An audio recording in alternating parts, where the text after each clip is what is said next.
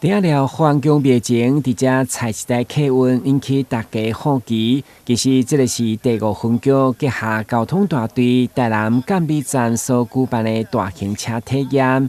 以去年度统计死亡事故151件，其中大型车都26件，当中13件正是马路边弄到等造成。所以这摆特别规划来练车加视线视觉的观察体验。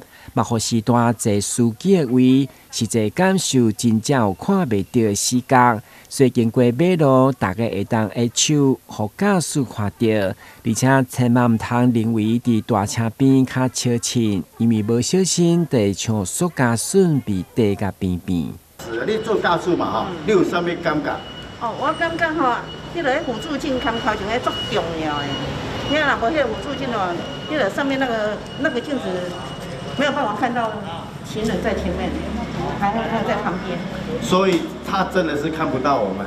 对，所以如果你角色互换，你是行人的话，你要在哪里？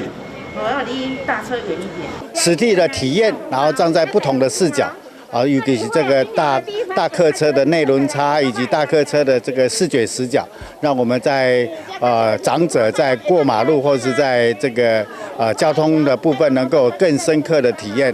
会中成功里长嘛，甲所有长辈做伙了解大车转弯的时，一不小心就像气球崩起的危险。认为这款的体验相当有意义。以咱现场车直接体验，会当去你看到讲伊的车角度照会到的所在，毋照袂到的所在，安尼会当去更加清楚讲，我未来要过马路也好，还是伫咧路面拄着咧大车的时阵，伊要安怎来徛伫咧安全的所在安尼。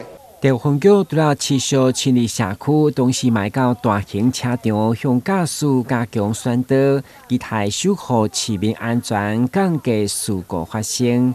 台南新闻军集采访报道。